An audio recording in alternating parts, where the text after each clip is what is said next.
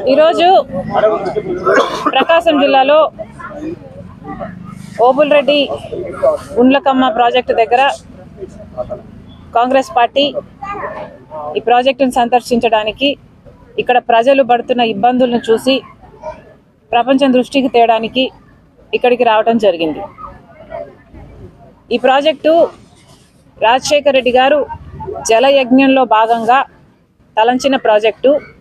రాజశేఖర్ రెడ్డి గారు ముఖ్యమంత్రిగా ఉన్న రోజుల్లోనే ఈ ప్రాజెక్టును 750 కోట్లు పెట్టి పూర్తి చేయడం కూడా జరిగింది। ఈ ప్రాజెక్టు వల్ల దాదాపు 1,00,000 ఎకరాలకు సాగునీరే కాకుండా ఒంగోలు పట్టణంతో పాటు 12 మండలాలు తాగునీరు కూడా ఇచ్చే ప్రాజెక్టు। 40 టీఎంసీల సామర్థ్యం ఉన్న ప్రాజెక్టు అద్భుతమైన 3 టీఎంసీల సామర్థ్యం ఉన్న ప్రాజెక్టు అద్భుతమైన ప్రాజెక్టు। ఈ ప్రాజెక్టు నీళ్ళిస్తే ఈ ప్రాంతం మొత్తం సాగునీరే కాదు తాగడానికి కూడా నీరుండేది। కానీ ఈ ప్రాజెక్టు 16 నెలల క్రితం ఒక గేటు కొట్టుకుపోయింది, 3 నెలల క్రితం ఇంకొక గేటు కూడా కొట్టుకుపోయింది। కేవలం మెయింటెనెన్స్ లేక ఈ ప్రమాదం జరిగింది అని ఎస్సీ గారే స్వయంగా చెప్పడం జరుగుతుంది। తెలుగుదేశం వాళ్ళు జలయజ్ఞంలో అవినీతి జరిగింది కాబట్టే ఈ ప్రాజెక్టు కొట్టుకుపోయింది అని ఆరోపిస్తున్నారు। కనీసం రాజశేఖర్ రెడ్డి గారు ప్రాజెక్టు చేస్తే ఈ ప్రాజెక్ట్ ఈరోజు ఉంది। మీరేం చేశారో తెలుగుదేశం పార్టీ సమాధానం చెప్పాలి। ఈ ప్రాజెక్టు రాజశేఖర్ రెడ్డి గారు చేశారు కాబట్టే ఈరోజు నిలబడి ఉంది। ఇంతమంది ఈ ప్రాంతంలో చుట్టుపక్కల అందరూ రాజశేఖర్ రెడ్డి గారిని దేవుడిలా కొలుస్తున్నారు అంటే దానికి కారణం ఈ ప్రాజెక్టు మెయింటెనెన్స్ చాలా ఇంపార్టెంట్। ఎట్లయితే మనం ఇంటికి పెయింట్లు వేసుకుంటామో, ఎట్లయితే మన ఇంట్లో ఒక కుళాయి పనిచేయకపోతేనో, ఒక పైపు రస్ట్ పడితేనో దాన్ని మార్చుకోవాల్సి ఉంటుందో, మరమ్మతులు చేసుకోవాల్సి ఉంటుందో, ప్రాజెక్ట్ వాటన్నిటికీ అతీతం కాదు। ప్రాజెక్టుకు కూడా ఏఎంసీ అవసరము, మెయింటెనెన్స్ అవసరము, గ్రీసింగ్ అవసరము, యాంటీ ఇరోషన్ ప్రొసీజర్స్ అవసరము। ఇవన్నీ చేసుకుంటేనే ప్రాజెక్టు సమర్థవంతంగా ఫంక్షన్ చేస్తాయి। ఒకవేళ చంద్రబాబు గారు 5 సంవత్సరాలు ముఖ్యమంత్రిగా ఉన్న రోజుల్లో ఈ ప్రాజెక్టును ఒకసారి తిరిగి చూసి దీనికి యాన్యువల్ మెయింటెనెన్స్ కింద అంతో ఇంతో మెయింటెనెన్స్ చేస్తుంటే ఈ పరిస్థితి వచ్చేది కాదు। మీరు చేయాల్సిన పని తెలుగుదేశం పార్టీ మీరు చేయకుండా ఆఖరికి రాజశేఖర్ రెడ్డి గారిని మీరు చేసిన ఆయనను ప్రాజెక్టు కట్టిన ఆయనను ఆరోపించడము చాలా అమానుషం। దయచేసి మాట్లాడే ముందు ఆలోచించి మాట్లాడండి। ఎందుకంటే ఇక్కడ ప్రజల దృష్టిలో రాజశేఖర్ రెడ్డి గారు దేవుడు ఈ ప్రాజెక్టు కట్టినందుకు। ఇక గత 5 సంవత్సరాలుగా ఈ ప్రాజెక్టు మెయింటెనెన్స్ చేస్తున్నా ఈరోజు ఈ ప్రమాదం వచ్చేదే కాదు। జగనన్న గారు గత 5 సంవత్సరాలుగా ముఖ్యమంత్రిగా ఉన్నారు। జగనన్న గారు రాజశేఖర్ రెడ్డి గారి ఆశయాలను నిలబెడుతున్నాను అంటున్నారు।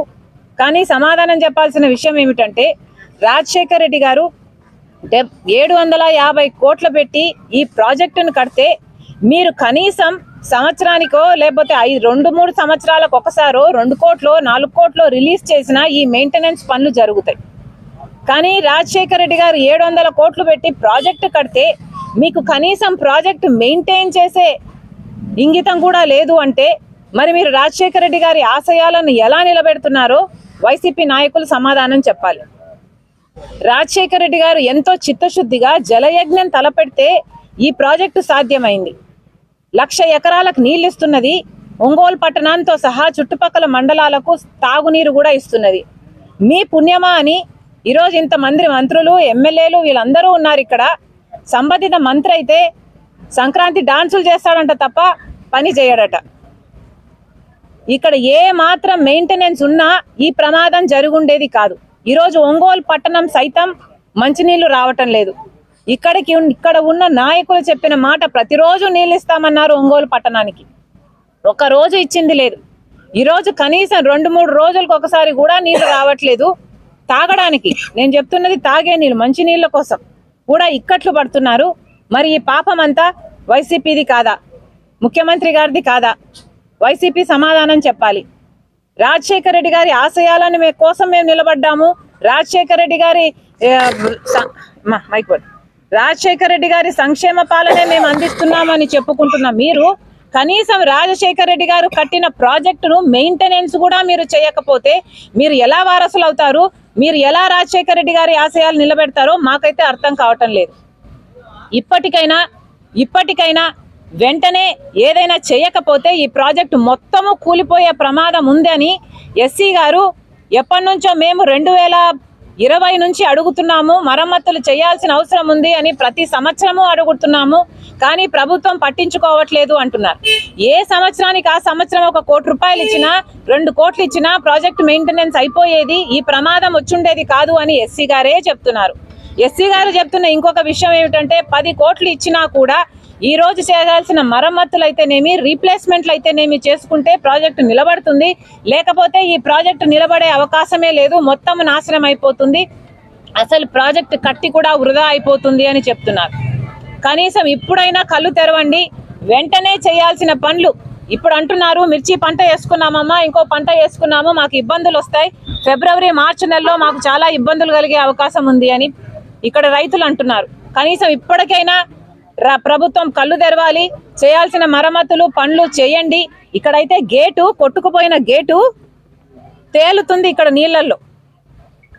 చూడండి, అది చూస్తే మీకు ఎంత అవమానమో, మీకు ఎంత తలదించుకోవాల్సిన అవసరం ఉందో మీకే అర్థమవుతుంది. మమ్మల్ని